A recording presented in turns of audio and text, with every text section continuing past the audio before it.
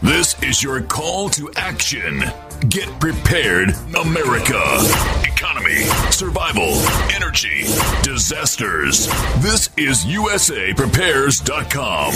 Informative radio, educational radio. Interact now by emailing instructor@USAPrepares.com or text at 434-390-7953. Class, please take your seats. Now, your instructor, Vincent Finelli.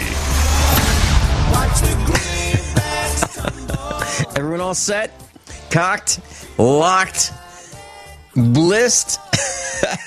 Dr. Shealy, are you blissed? Oh, you can't believe I would ever be unblissed. Yeah. In today's world, everybody needs it. You know, you're absolutely right. You are absolutely. I've got 2 bottles right here in the studio, or I guess they're vials. And they're right here. We're broadcasting live 3 times a day, 9 o'clock and 10 o'clock, right here on Genesis Communications Network from high atop the Missouri Ozark Mountain, Studio A. And there's information on the website. And also at 3 o'clock on KWTO. That's the afternoon broadcast. Dr. Shealy is with me every Wednesday morning and every Thursday afternoon at 3. And Dr. Shealy has his own broadcast on KWTO. And that's where we met. And he broadcasts every Thursday at 2 o'clock to 3 o'clock. And I follow Dr. Shealy from 3 o'clock to 4 o'clock. And I'll tell you what, when I first met Dr. Shealy, I saw the studio and the lights were off. And it was a couple minutes before his broadcast. The lights were off. And Dr. Shealy was meditating. And I thought, wow, he's really, really relaxed. And I'm thinking, you know, when I've got over an hour to go before I go on, and my knees are knocking already. and you really are relaxed when you broadcast, Dr. Shealy. Well, I've been talking a long time, Ben. and the neat thing is, when I broadcast, I have pages of notes, things that I want to talk about, things I want to remember to say, and so forth. And Dr. Shealy has one pad, and he's only using the top page, and it only has hatch marks on it, or hash marks on it for how many calls you get, and you get like over 20 calls an hour. Well, you know, people are accustomed to brief answers because I can't really do a total medical evaluation. I can only give results, suggestions for alternatives to drugs and surgery when it's appropriate. And so that's what I do. Mm-hmm. Yeah, and people call you with their concerns and their health issues, and they'll describe in a couple minutes what their symptoms are, and you will help them understand what's going on with them, and you'll recommend that they do certain things.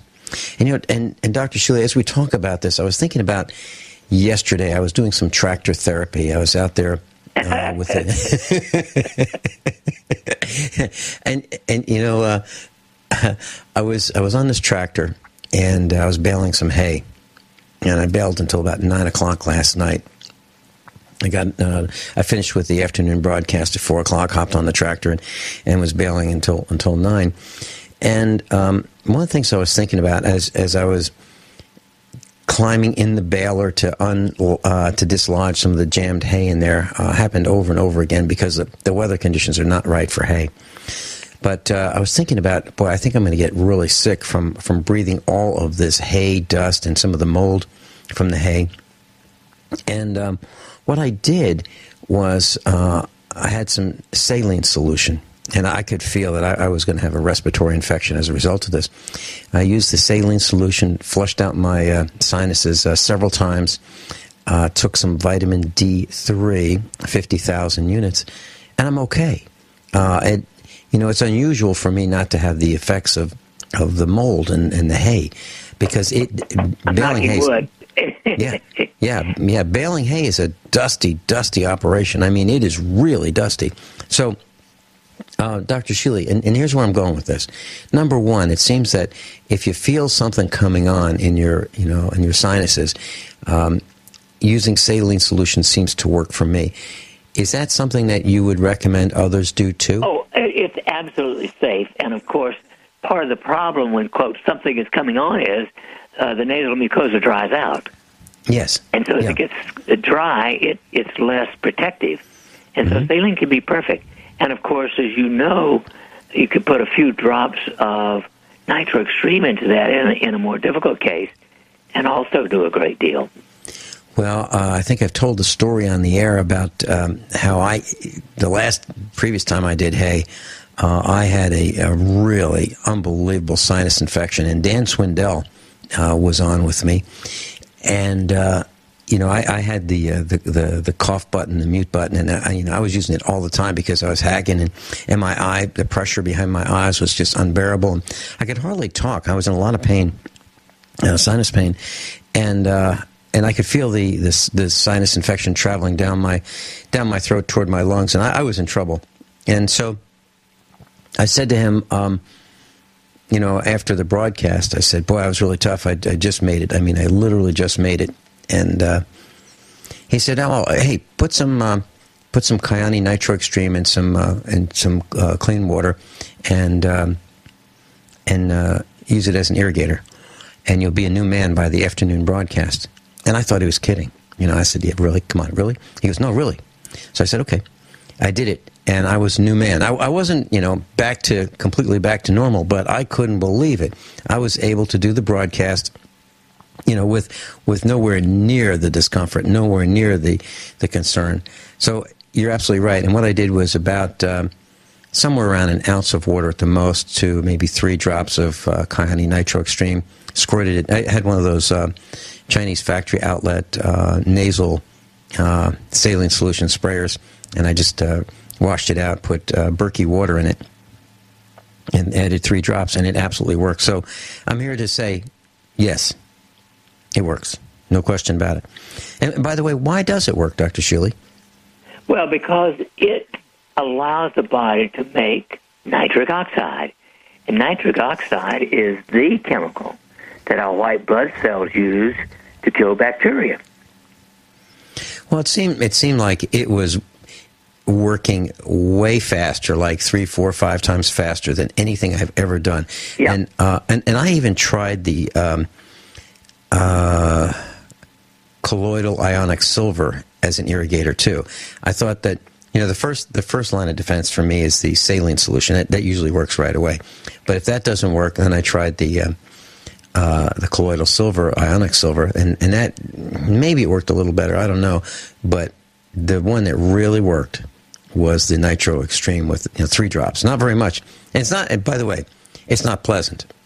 It's when you're at that level of infection, it's not pleasant to put Kyani Nitro Extreme in, but the results are pleasant. So, Dr. Shealy, I was thinking, as I was doing this baling of the hay yesterday and last night, I was thinking back, you can put your mind semi in park when you're doing tractor therapy, and I was thinking back to my youth, and I was thinking about the sunny days, and I was thinking about what my parents said to me, and it was the same thing that the other parents said to their children, and I'm talking about in the 1960s.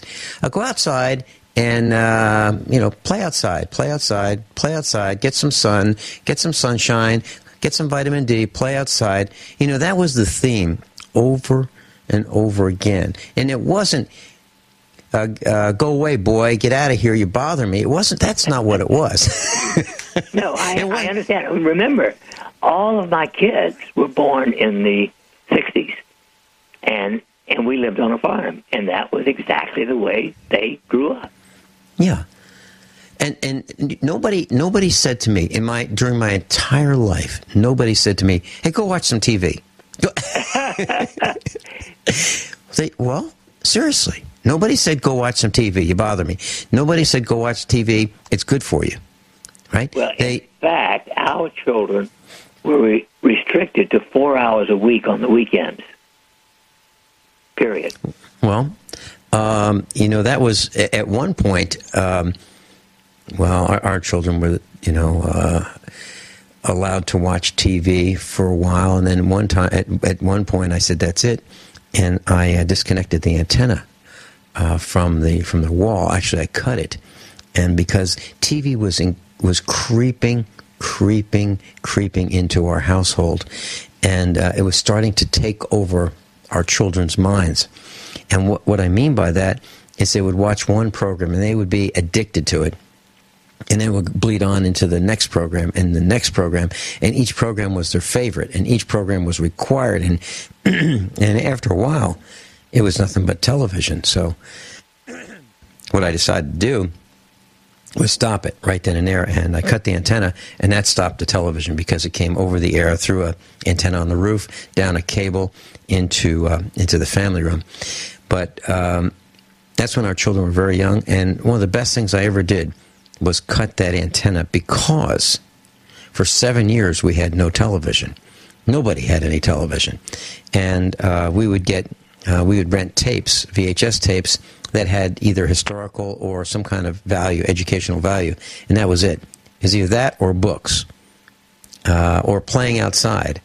And I really think that it helped our children develop vocabulary and creative thinking. I really think it did. But, by the way, Dr. Shealy, did you homeschool any of your children? I'm sorry, did I what?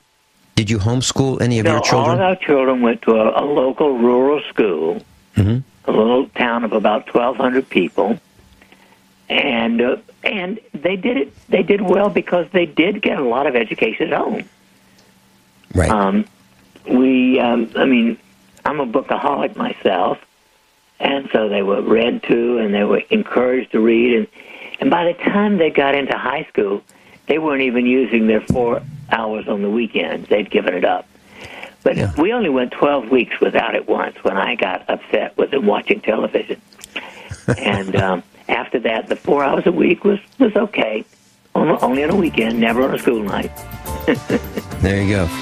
Dr. Norman Shealy's with us, Norman Shealy.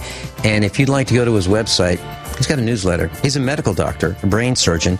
And during this 2-hour broadcast this morning, I'd like to ask Dr. Shealy, who is Dr. Norman Shealy? And I'll tell you why I'm going to ask him that when we come back. I'm Vincent Finelli. This is USAPrepares.com. Dr. Norman Shealy's with us.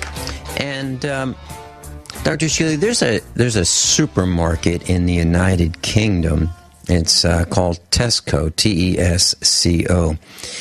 And they have about 16 million card carriers. And those are people who have these frequent flyer cards, these loyalty cards, these discount cards that once you pay at the register, you can show them your card, and you'll get some savings off the regular prices by having these cards. And they're all over the place. There are lots of places that have them. Even in Springfield, Missouri, you can go to Price Cutter. You can go to all of these stores have these loyalty cards. Well, what they're doing in the United Kingdom is they're tracking the customer purchases, and that's what they're doing here. They're tracking. They're not giving you discounts for no reason. They're using that card to track what a person buys. They know what they sell, but what they're looking at is what specific individuals are buying. Who's buying donuts? Who's buying chocolate? Who's buying pizza? And then they're going to pass that data on. They say anonymously, but they say they're going to pass that data on to health organizations for research. So it's another way of tracking your behavior at the store level, what you buy from that individual store. Now, you have to realize that there's no way that they're going to give you a discount without getting something in return. They want something. They want to mine your data, and they're going to track. They're going to track what you buy, and they're going to probably, they say the data will be passed on. What that really means is they're going to sell the data to health research organizations. Now, does that mean Companies? Sure. Does it mean government agencies? Probably. So, Dr. Shealy, I've got these cards. I've got a wallet full of these cards. But, here's what I do. I mean, you go to the customer service counter and you say, "Could I have one of those frequent flyer cards?" And they say, "Sure.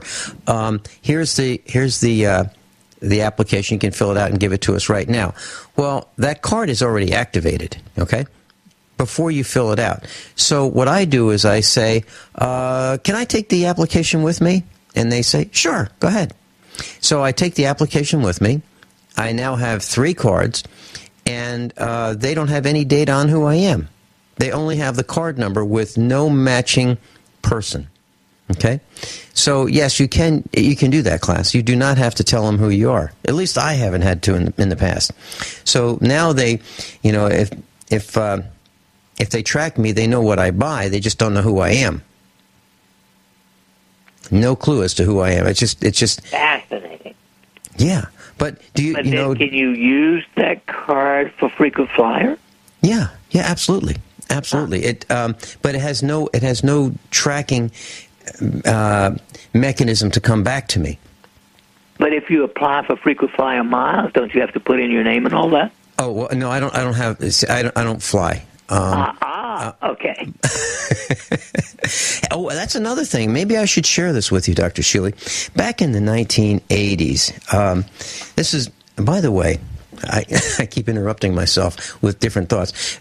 What I'm doing in the afternoon and on KWTO is I decided that since I've been on the air for a couple years now, and since my contract is almost over, I've got, I think, 9 or 10 broadcast days left on KWTO, and I'm trying to decide if I want to renew my contract or not. But I decided that people should really know a little bit more about who's on the radio. So I have, for the last 2 days, I've been talking about who Vincent Finelli is and why he says what he says. And one of the things that I'm going to get to, I haven't gotten to yet, is some of the experiences that I've had in banking. And you mentioned frequent flyers. Well, I worked for one of the largest credit card banks in the country. And I haven't told this yet on KWTO, but I will get to this point, probably this week or maybe next week. We hired a guy, a vice president of marketing, and this is back in the 1980s. And his job was to figure out how to increase credit card customers, how we get more of them. I'll tell you a little bit more about that and frequent flyers and how it all ties together. And then we'll continue on with medical issues with Dr. Norman Shealy. I'm Vin Finelli. We'll be right back. Dr. Shealy and I are talking about credit card tracking and frequent flyer card tracking for businesses and how they're used. And specifically, there's a supermarket in the United Kingdom that's tracking the 16 million card carriers of their frequent flyer card, who's buying donuts and chocolate and pizza, and they say, it's for your own safety. They want to make sure that they send you recipes so you can eat healthier. They really, and they're going to provide that information to health research organizations. So it's always the same thing. It's for your own safety that we're doing this. It's for your benefit that we're doing it, and we're going to track you, and we're going to find out more about you.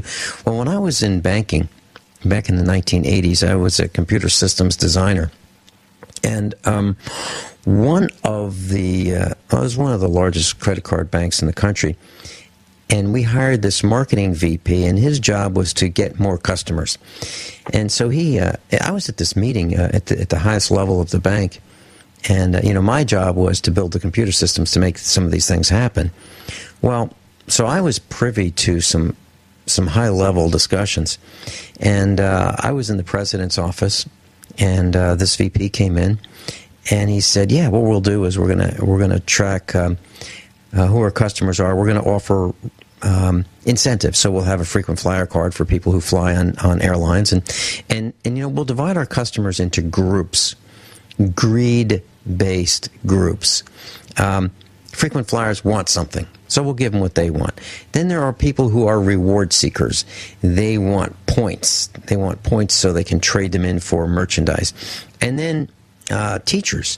The teachers want what was termed back then a payment holiday. A payment holiday is where you have a credit card with 12 monthly payments, and because teachers get paid 9 out of 12 months a year, sometimes they don't have the planning necessary to keep their income going, or have some reserves. So, hey, let's give them a payment holiday where we let them skip a payment, but we keep the interest running.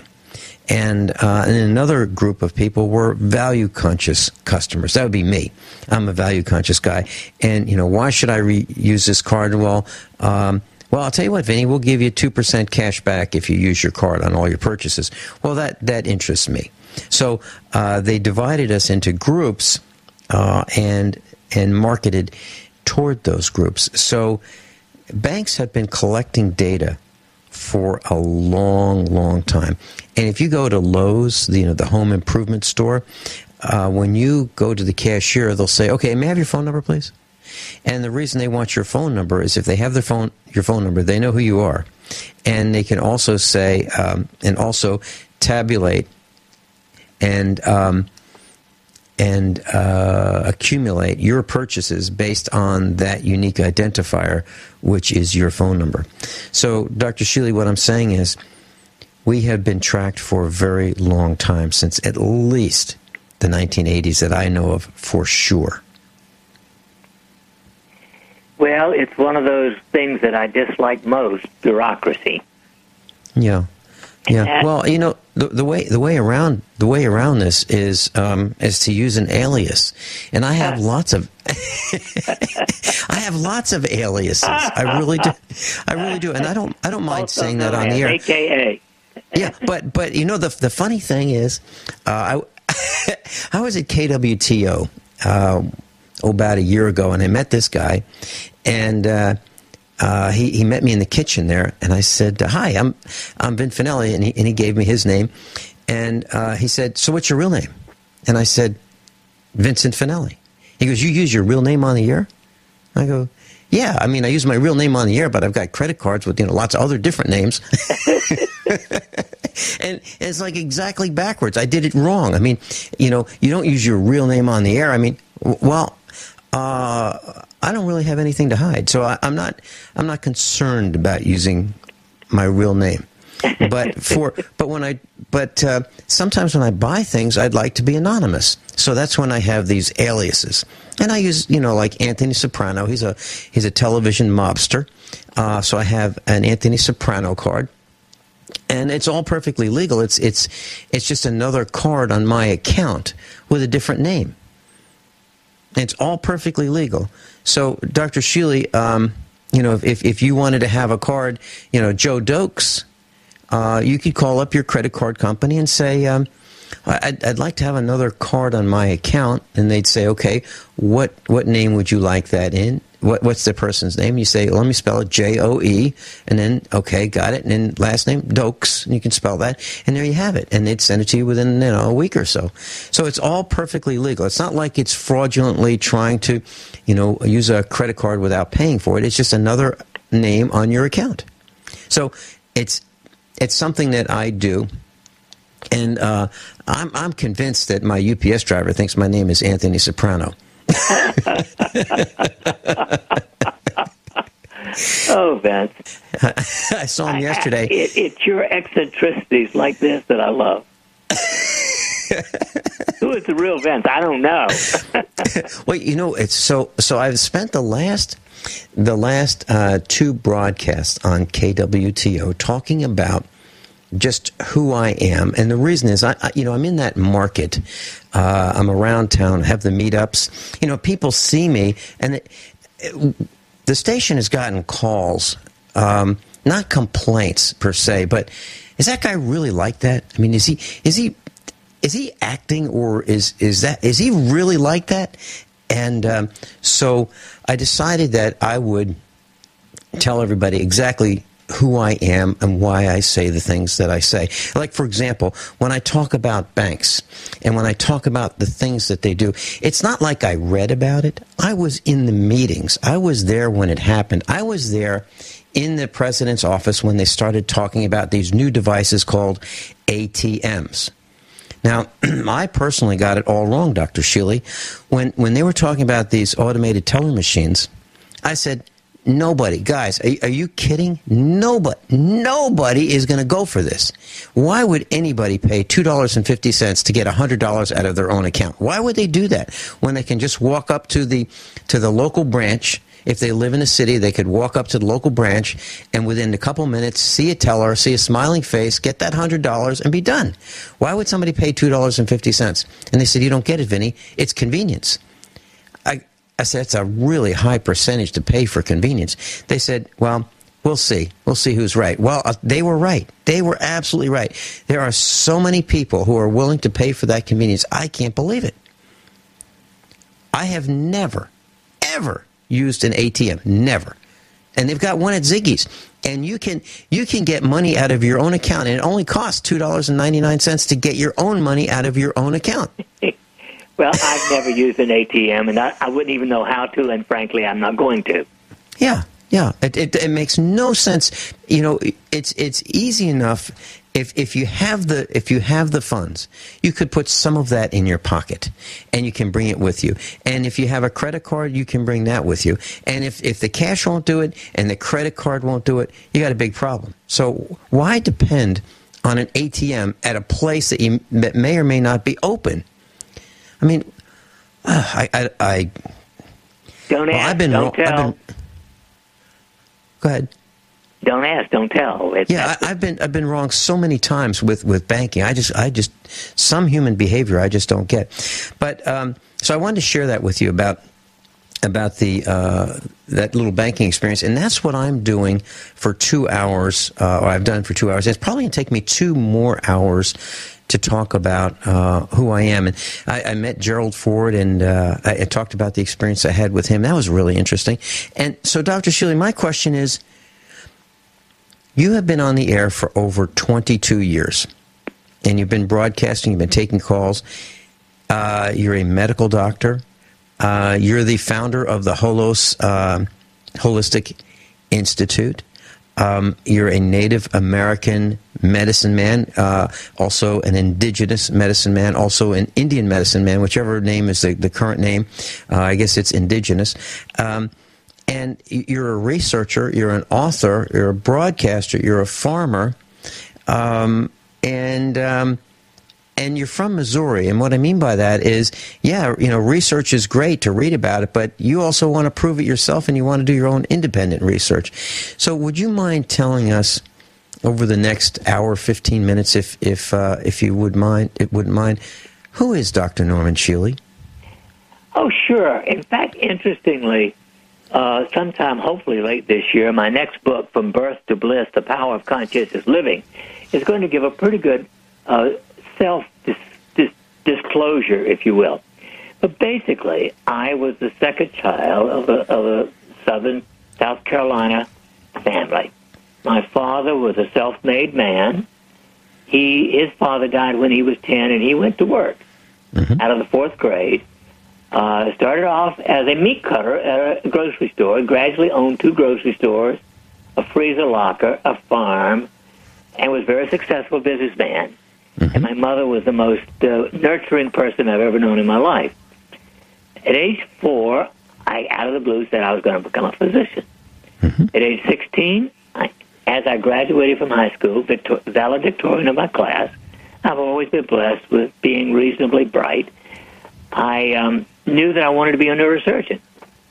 So I went to undergraduate school, and there I was Phi Beta Kappa. And at 19, I went to medical school at Duke University, and I graduated from there in 1956. And again, I was a member of the honorary, that means you made better grades than everybody else, Society Alpha Omega Alpha. I interned in internal medicine because I knew I wanted more basics. Then I had a year of general surgery at Barnes Hospital, Washington University. 5 years of neurosurgical residency at the Massachusetts General Hospital. You're supposed to bow to the east at the mention of that. And I came out of there and went on the faculty at Western Reserve Medical School in Cleveland. And I'll tell more about this after the break. This is fascinating, Dr. Shealy. I knew some of this, but not all of it. Dr. Norman Shealy. Who is Dr. Norman Shealy, who's on the air with us 3 hours a week at usaprepares.com and 1 hour on his own show, the Dr. Norman Shealy Show? We'll be right back. Dr. Norman Shealy's with us, and we're talking about just who is Dr. Norman Shealy. And the reason I asked him this class is because I decided that after hearing some broadcasts on radio and television, I was outraged at some of the things I heard people say. And I thought, you know, some people can broadcast just by having $495 for an hourly broadcast. And I've been called by people saying, hey, you know, we think that you could get your own radio show and we'll help you. And for $1,500, we'll have the setup fee. And for $495 an hour, we'll get you your own internet blog radio program. And I'll say, well, why would I want to do that? And they'll go, well, do you want to have your own radio show? And I'd say, well, I already do. So what I'm saying is people call me Dr. Shealy and they want me to, they have no idea what I do, and yet they don't know that I'm a farmer. They don't know I've actually had a couple jobs in my life and that I'm unemployable right now. They really don't know anything about me, but yet I can be on the air. I can be a broadcaster and I can say whatever I want, you know, as long as it's not one of those 7 words. And that's what I'm hearing on some broadcasts. I'm thinking, I really hope people don't believe this nonsense that they're hearing. And that's why I've been disclosing who I am and why I say what I'm saying. And that's why I asked you if you wouldn't mind sharing who you are, because I mean, who you are and what you've done is extraordinary, and people need to know. They need to know that as they listen to you going forward, that yes, you are credible, yes, you are believable, and yes, you have done your own research, and yes, you are an inventor. So now you mentioned, go ahead. That takes us back to Western Reserve Medical School. Okay. I have been doing research since my first summer in medical school. I've always been fascinated with trying to prove whether or not things work. But yeah. At Western Reserve, in addition to being on the faculty and teaching and doing almost all of the guidance of the residents in their neurosurgical training, I had a research lab, and my first real discovery was something called dorsal column stimulation, where we actually implanted an electrical pacemaker over the spinal cord for control of pain.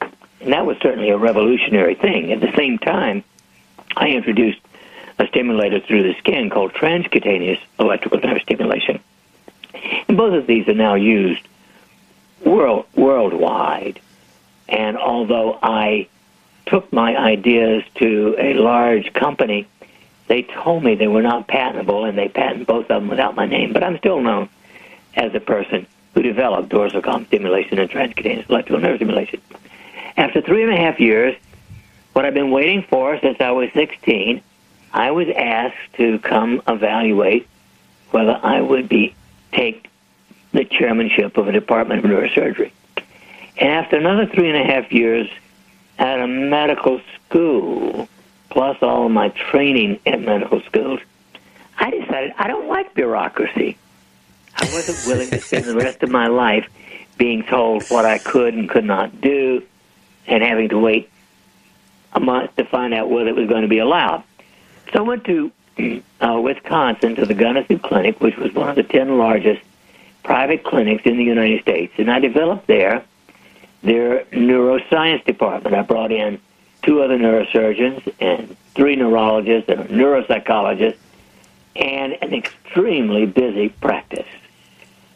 And then I found out that although my inventions of dorsal column stimulation and TENS were helpful, that 94% of the people who came to me had such big psychological problems that they needed another approach. And so I decided to restrict myself to the practice of chronic pain. And that takes us up to 1971. Dr. Norman Shealy's with us. I can't believe it. He gave up the chairmanship of the Department of Neurosurgery. He'll tell us more when we come back. This is USAPrepares.com. Dr. Norman Shealy, medical doctor. We'll be right back after the top of the hour news and commercials. Everyone all set? Cocked? Locked? This is hour number 2 of USAPrepares.com. The Dow's at a record. And when I went to school, you had to have products, services, and customers in order to generate profits. I guess we've changed the rules. Dr. Norman Shealy's with us, and we're talking about just who is Dr. Norman Shealy, medical doctor, and the reason is because I've decided to disclose who I am on the afternoon broadcast. I've been doing it for 2 broadcasts. I'm doing the 60 years of Vincent Finelli. And so far, I think I've gotten us into the 1980s. And that's what we're doing right here today with Dr. Norman Shealy.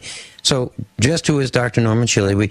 And a previous hour, Dr. Shealy, you were talking about you were offered the chairmanship of the Department of Neurosurgery. You walked away from that because you didn't want to be told what to do. And it's interesting you say that, because I remember being interviewed by a new boss that I inherited, and I was brought into his office. He was sitting behind his desk, and he had his yellow pad out. And this is the first time I met him.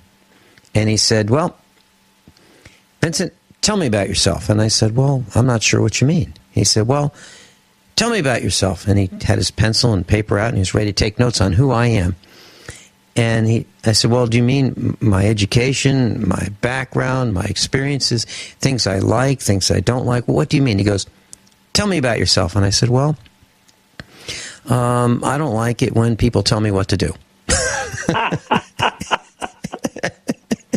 And he said bye-bye. Well, no, actually, I said bye-bye about a week later. He called me into a meeting, and he said, "We're going to do charts and graphs for the president. We're going to have him on his desk tomorrow morning about our computer technology at the bank, and I want you to develop it." And I said, "Okay, that's no problem, but I just dropped my son off for a major operation. He's 2 years old. He's at the hospital." And he's having some hip surgery, and I need to go see him because he has no idea why he's in a body cast, and he needs his mom and dad with him right now. So I'm going to go visit him before visiting hours are over. Mrs. Finelli's with him. I'll be back in a couple hours. I'll stay all night. You'll have your charts and graphs. He said, "I need you to do these charts and graphs now." And I said, "Excuse me." And I said, "Excuse me." And I left my entire team with him in his office, and that was the last they ever saw me. So that was a week after. For you. We need more people who have real gonads. Well, I haven't told that story yet on the air, in detail, but I will. So, Dr. Shealy, 94. You determined while you went to Wisconsin, you built the neuroscience department, and you found out that 94% of the people who were your patients had psychological problems. Is that what you were saying? You bet. And basically, in fact, one of the papers that I gave at the national meeting of the American Academy of Family Docs was called "Back Surgery is a Vast Clinical Wasteland." I studied 200-plus patients who had failed back surgery somewhere. I got out their x-rays. I got their original operative note, et cetera, and I determined that 80% of the people who've been operated on for back so-called ruptured disc did not have a ruptured disc. Oh, man. 10% I could be certain of, and 10% maybe. So 80%, I went around the country talking about this. I spoke at the national meeting of one of the big orthopedic organizations, and I gave my time. I said, why the hell are we doing this? And a professor of orthopedics said, well, Norm, I've known you a long time, and I agree with what you say, but I'm opposed to your saying it publicly. And so I was so convinced that all of my patients practically were failures of back surgery from somewhere else at the time. And that's when I decided to specialize in pain management, the first such in the country. And I had already begun doing acupuncture without knowing much about it, but I knew what to do. I stuck a needle into the center of the pain area, a needle above and below, and stimulated them. And I found out later that that's actually one of the traditional things in acupuncture. I actually did study acupuncture later. And so during the early 70s, I introduced a whole variety of things, biofeedback for the control of back pain as well as migraine. Migraine was introduced by Dr. Green, but I took it on too. And I developed a wide variety of approaches to managing chronic pain. And within a very short period of time, I was getting an 85% success in patients who had failed everything conventional medicine had to offer. So in 1978, I founded the American Holistic Medical Association, and one of my former colleagues wrote an editorial in, I think, the New England Journal of Medicine, stating that he was opposed to the holistic physicians because they were too charismatic and spoke too well. And he said, and furthermore, we're too busy taking care of disease to try to prevent it.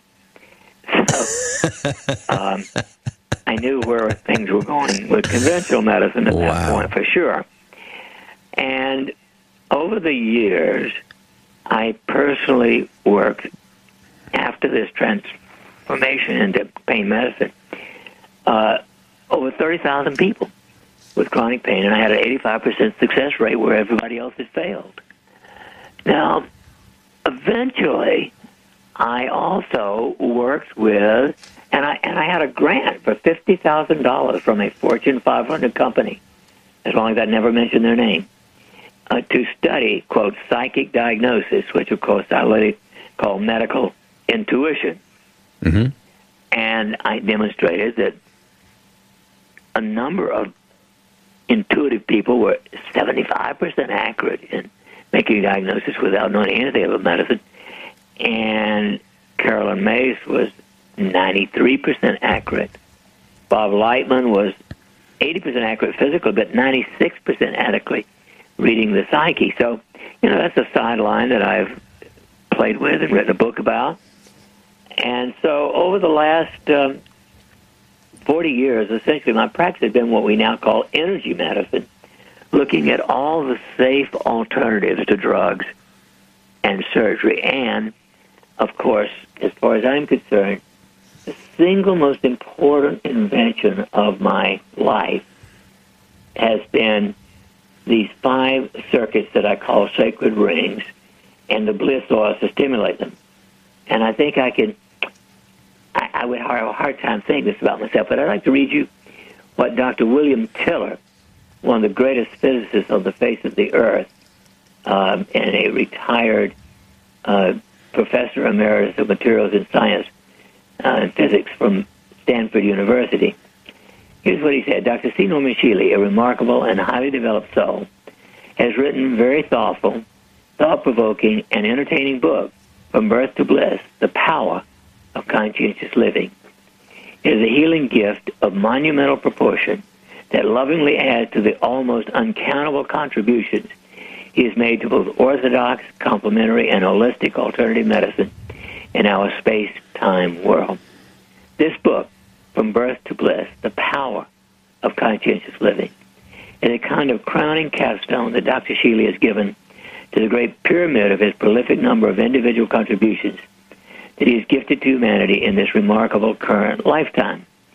Just as the human acupuncture meridian system of our first subtle body is the template that energizes and nourishes all aspects of our coarse electric physical body.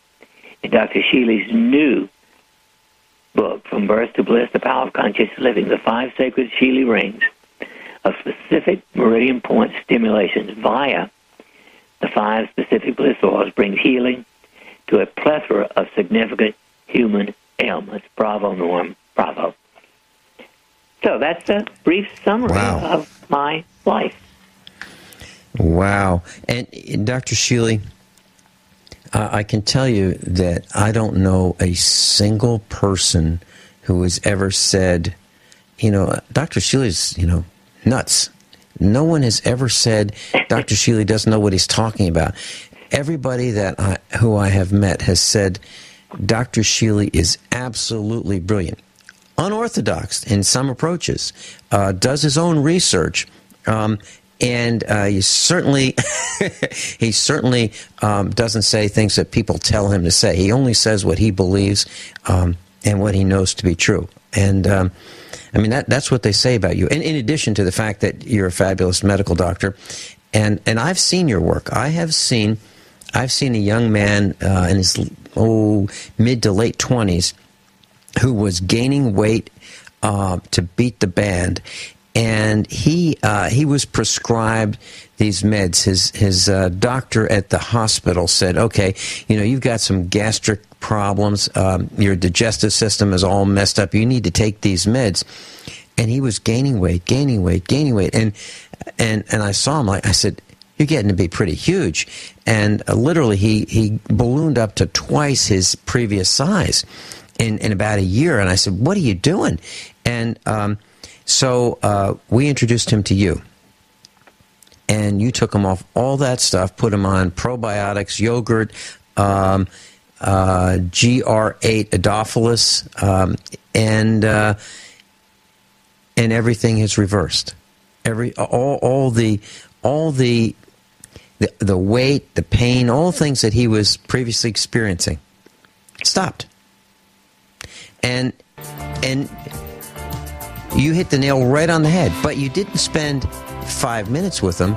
You didn't spend 10 minutes with him. You didn't spend the normal doctor's visit time with him. You spent 2.5 hours with him. Dr. Norman Shealy, I'm Vin Finelli. This is USAPrepares.com. And if you'd like to get a free copy of Dr. Shealy's newsletter, normshealy.com, normshealy.com. We'll be right back. Class, I've got a few posts on the website I think you might want to consider looking at. One of them is the U.S. dollar is in danger of losing its reserve status. That's a big deal. That's a big deal. We've been printing so much, and we have risen to the top by our ability to print that other countries have not been able to do. We've left them in the dust while they figured it out, and now our currency is it's not the only currency for transacting business worldwide. What's happening is other countries are willing to accept currencies from other countries besides the United States in the transaction of business. So that is going to hurt us in the long run, and you're going to see a decline in the U.S. dollar. And there is another post about a mother who, with cancer, who cannot cuddle her children because the treatment has made her radioactive. And I'd like to just take a short detour with Dr. Shealy about that. And we're talking about just who is Dr. Shealy, and we're going to continue with some more. But Dr. Shealy, I remember when we had a family member who was treated with radioactive chemicals for cancer treatment that ultimately failed. Now, this was many years ago. And I remember saying to Mrs. Finelli, look, this radiation can leak through the pores of the skin. That person has been poisoned with radiation, and we can't allow our children to be in contact with that radioactivity. So that means no hugging of that person who was treated with radioactive chemicals. Dr. Shealy, my wife thought I was nuts, but she agreed to, maybe Vinny's right. What do you think about that, Dr. Shealy? Well, of course. I mean, it's obvious. I mean, look at the fish off the coast of California. You can't eat the fish now. They're radioactive. Right. Mm-hmm.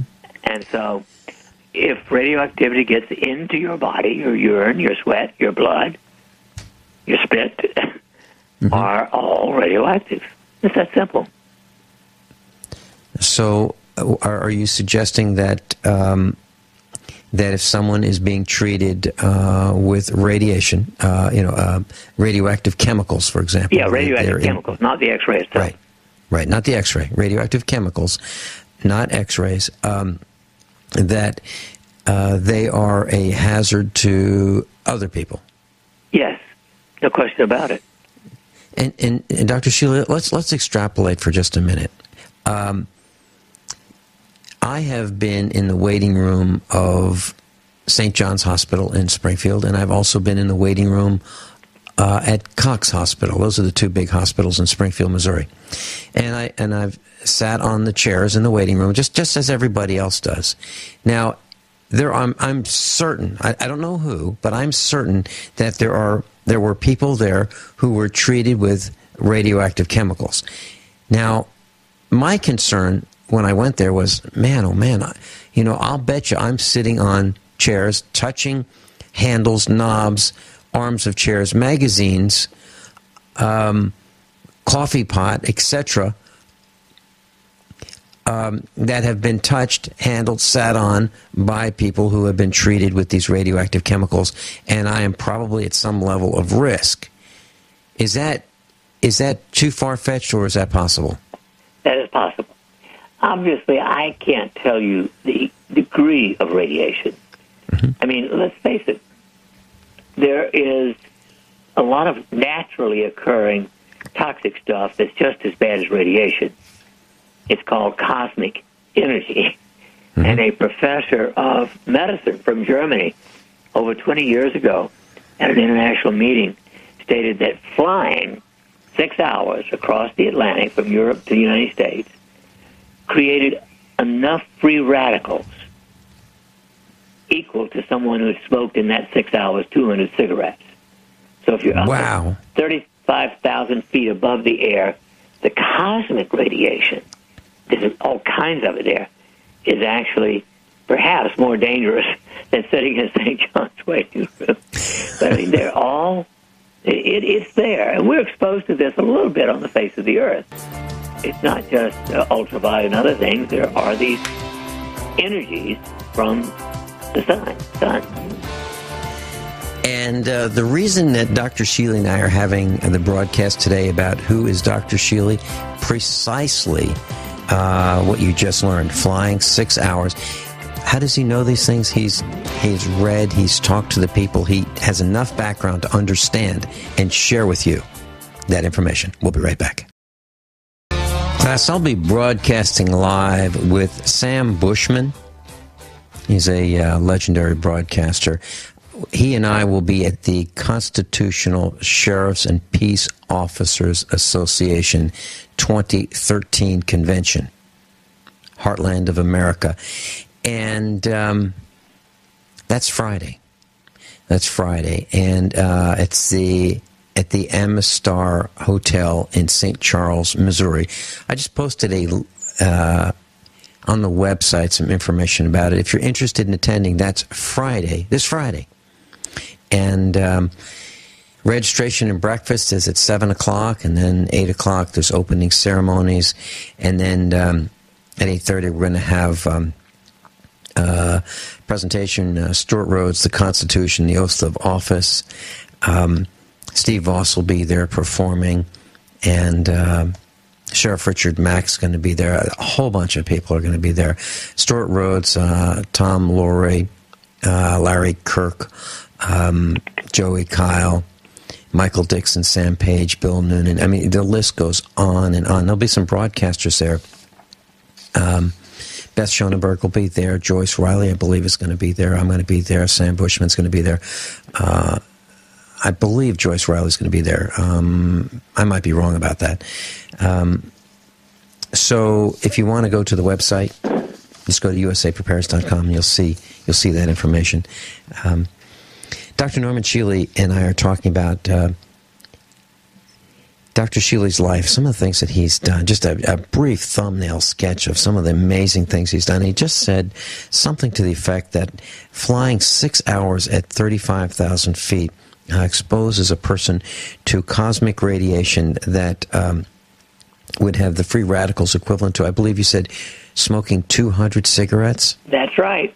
That's 10 packs in 6 hours. which is probably impossible, right? Jeez. Well, it would be almost impossible to smoke it, but you're getting it from the outside. I want to read you something I found while in the break. In the former case, sending a patient home immediately after the administration of a radionuclide cannot be justified in most situations because both excretion and external radiation, the patient is the source, will give rise to high doses to other individuals in contact with the patient for a few days. Besides, the patient usually needs medical care during this initial period. After 2 or 3 days, however, the patient's residual activity will be sufficiently low to justify their discharge from the hospital. Well, you look at the half-life of some of these radioactive chemicals, and it's long. So it could be a couple weeks before the half-life, before you've reached the half-life. So this goes on for quite a while. And well, Dr. of course, Shealy, meanwhile, in the saliva, the tears, the breathing, the urine, and the stool, they have excreted some of it. Mm-hmm. Mm-hmm. So I don't know how long. I don't think anybody really knows. They probably haven't studied it adequately. How long it is a risk to people around them, but it's there. This is in writing from the rules about radiation. Yeah, and just show me let's say a person's father has been chemically treated with radiation chemicals, and radioactive chemicals, I should say. And just show me one loving family member who doesn't touch that person's skin. Just one, right? The daughter would touch, the father's face, shake his hand, hold on to him, give him a hug. There's almost 100% certainty of skin-to-skin contact. Right. And we're talking, right? Yep. Cheek to cheek, rubbing his neck, washing his face. I mean, there you go. There you have it. Helping him up from bed, helping him up from a chair. Whatever the situation is, there's almost 100% certainty of skin-to-skin contact with the radiation seeping out of the person's body through the pores onto the skin, staying onto the skin because the water evaporates, but the radioactive chemicals don't. So there it is. On the sheets, on the pillow, on the bed, on the arm of the chair, on the glass, from which the person's drinking. It's all there. And that, Dr. Shealy, that was a huge concern of mine for our children. And maybe I'll share this podcast with the person that I recommended that we avoid contact, because it was not all that welcomed when I said we need to eliminate contact with the person who's just treated. Vincent, look what I just found. Tobacco and smoking is loaded with radioactive polonium. Yes. How about that? Radioactive carcinogens in cigarettes. Mm-hmm. Yeah, and I learned that many, many years ago.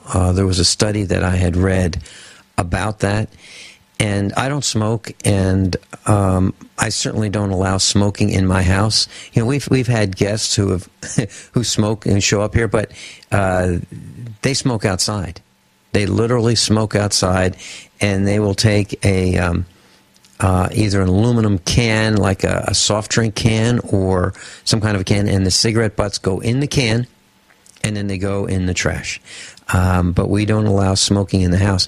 And, years ago, I tried an experiment. I had a German Shepherd, and I wanted to see if a German Shepherd would like smoke.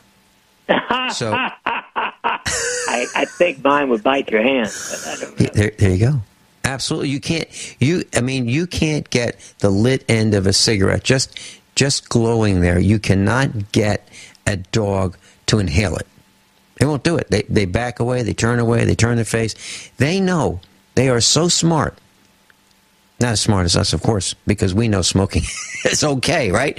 They won't do it. My dog won't do it. I've never had a dog that would consider inhaling smoke.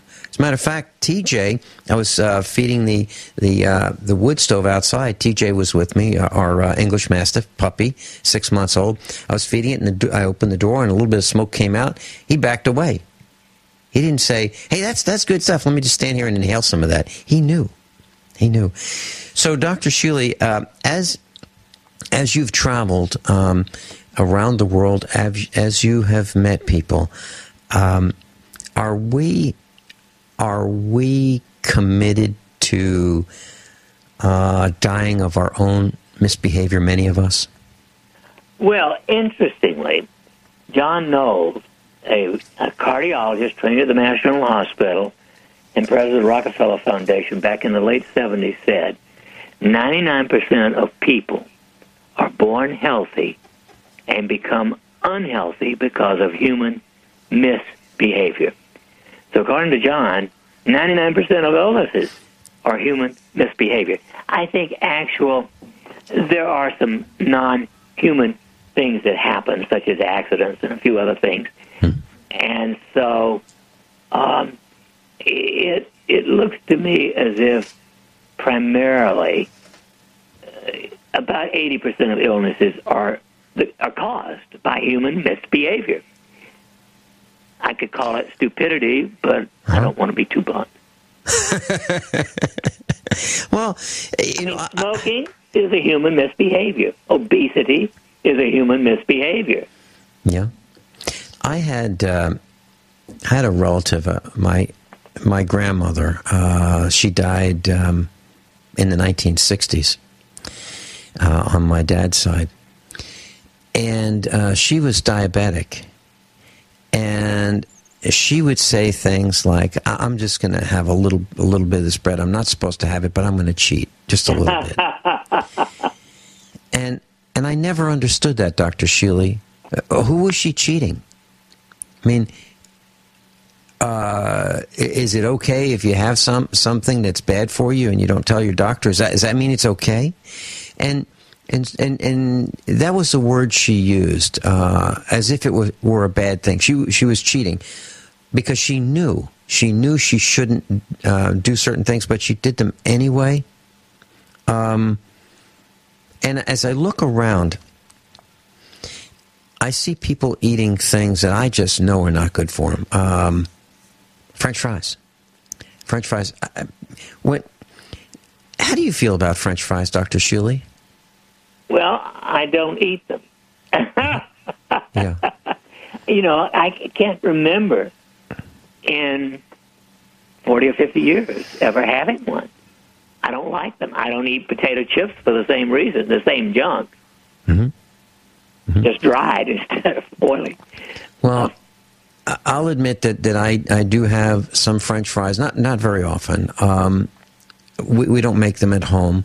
But I'll tell you what, I don't feel the same after I ate them. I feel like I have compromised my mobility, if you will, my enthusiasm, my drive, my energy by, 25%. I can feel that I haven't done something good if I have French fries. Well, is the oil? Well, it's the oil, and whoever knows, especially if it's at McDonald's, and its clones, they probably also have monosodium glutamate in them. Mm-hmm. Everything else there does. I want you to know, Dr. Shealy, that ever since you told me that, if a person is really, really hungry and you have the urge to pull into McDonald's to grab a bite to eat, Because, you can spend $1 and have a value hamburger there for $1 or French fries for $1. You can get in, get out quickly. You said, just keep going. and seriously, since I have met you, I have not pulled into the arches. I have not had a hamburger at McDonald's. I have not had French fries at McDonald's. Well, you said keep going. So I keep going. Well, let's face it also, although for most people, a drink, that's one glass of wine, one beer, 1 ounce of whiskey, is probably safe. But I want to tell you something. I've had, since I was 21, and especially during all my 52 years of married life, my wife and I would have a glass of wine maybe 3 times a week. I stopped drinking altogether, of course, because I would never drink alone. Unless I'm here alone. And after not drinking until occasional friends come, I had 1 glass of wine last week, and I just felt awful. I'm off all alcohol for the rest of my life. There you go. Dr. Norman Shealy, and if you'd like a copy of his newsletter, absolutely free, and he's not going to send the results to anybody. You just get the newsletter. normshealy.com. Class, you've heard me mention the freeze-dry guy. I want to share this with you. The freeze-dry guy has been to all of the Get Prepared Expos. He's a very close friend. And he calls me all the time. Literally, I'm not kidding. He calls me a lot. And one day he called me and he said, "Hey, Vinny, there's a machine gun shoot in Nevada. And let me tell you about it." And then he called me back a couple of days later and he said, "I told you about that machine gun shoot, right?" I said, "Uh-huh." He goes, "You're going, right?" "Yep, I'm going." So he gives me these gentle suggestions, okay? Well, and so he called me a couple of weeks ago, and he said, the Constitutional Sheriffs and Peace Officers Association, they're having a convention right near your neck of the woods. And I go, "I guess I'm going, right?" He goes, "Yeah, what a great idea." So he encourages me to, participate in these things. So and he introduces me to a number of people he thinks that I should meet, and they should meet, me. And I want to tell you, the freeze-dry guy is a really good guy. He seriously is. And you'll have a chance to meet him and Dr. Shealy at the July 19, 20, and 21 Get Prepared Expo right here in Lebanon, Missouri. But I'm going to be broadcasting live from the Constitutional Sheriffs and Peace Officers Association Convention. That's Friday. I'm going to be broadcasting 4 hours. Sam Bushman's going to be with me. I've never met him in person. We've talked on the phone. He's a veteran broadcaster, and he and I are going to meet, and we're going to broadcast on his show and 3 hours of USA Prepares on Friday. That's this Friday, live from the Amistar Hotel in St. Charles, Missouri. So if you'd like to attend, I posted information on the website, usaprepares.com. Dr. Shealy, back in the 1980s, I was talking about how on the afternoon broadcast about who is Vincent Finelli. I mentioned that I decided to buy some apartment buildings because I needed to have some financial stability, and I wanted to make sure I was insulated from a job that I could get fired from at any second. And so I bought some apartment buildings, and I was telling that story, I guess yesterday, and one of the tenants, she was just the sweetest young lady. She and her husband, they were telling me the story about how she had this chronic pain, and she had this unit called a TENS unit, and that's when I was, TENS unit, like how do you spell that? And she told me, TENS, I believe it's spelled, and she was telling me about this miraculous device that she used to electrically stimulate the pain area, and the pain would go away in minutes. Now, you're the inventor of that, aren't you? Yes, you bet. Back in the 60s. Well, so, I've talked to a lot of people who have pain, and they've all heard of the TENS unit. Either they've used it or they've heard of it. So this is your invention is known worldwide. Yep. And you've taken that to the next level, haven't you? And haven't you integrated the acupuncture points where you could use electrical stimulation to where you've found the secrets of the sacred rings, as you call them, of earth, water, air, fire, and crystal, and you apply specific oils to those points, and you have results that may be somewhat similar in response? Quite excellent. And in fact, I consider that the most important advance in acupuncture in over 4,000 years. Mm-hmm. Because it does not require needles and the risk. And you can do it yourself. Yeah. By the way, guess how many people in this country have radioactive injections just for diagnosis, not even treatment, every year? 10 million. 10 million? 10 million. What are we thinking? For diagnosis? Yep. 10 million. Dr. Shealy, I remember reading an article where radioactive gold that was used as seeds, as implants to treat cancer, found its way back into the market. It was made into jewelry, and people had wedding rings with it, and their fingers became cancerous. Oh, man. Dr. Norman Shealy, if you want to get his newsletter, normshealy.com, NORMSHEALY.com. Link on the website, USA Prepares. Dr. Shealy, thanks so much. Above all, honesty and integrity. What happens next is up to you.